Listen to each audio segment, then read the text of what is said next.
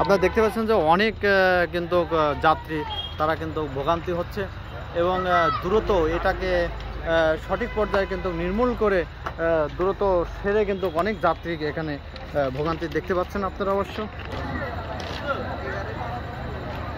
যে ট্রেনটিতে কিন্তু আগুন লেগেছিল অবশ্য আপনারা অনেকেই জানেন। সবাই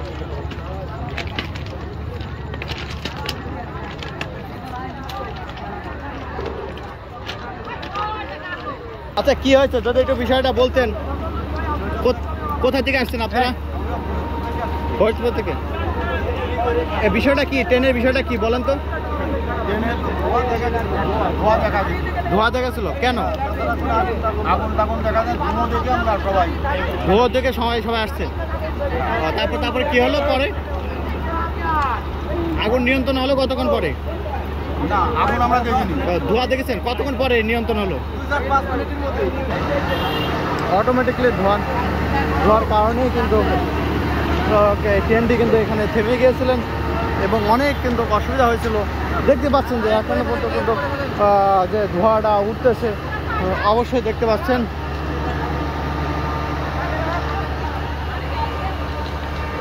যাত্রীদের অনেক ভোগান্তি হচ্ছে অবশ্য দ্রুত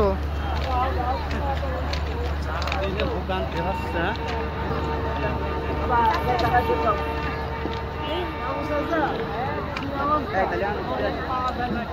অবশ্যই এটা অনেকেই বলছে যে ট্রেনের বগিতে প্রায় অনেকক্ষণ আগে থেকে কিন্তু আগুন লাগছিল, পরে এনারা বুঝতে পেরে অবশ্য গাড়িটা নিয়ন্ত্রণে থামিয়ে কিন্তু তারা কিন্তু আগুনও নিয়ন্ত্রণে করে ফেলছে। আপনি কি এখানে দেখছিলেন? এটা যদি বিষয়টা বলতেন। আপনি কি শুনে আসলেন বলেন? আগুন লাগা শুনে তো আসলে ফায়ার সার্ভিস নিয়ন্ত্রণ করে। ফায়ার সার্ভিস নিয়ন্ত্রণ করে, ধন্যবাদ।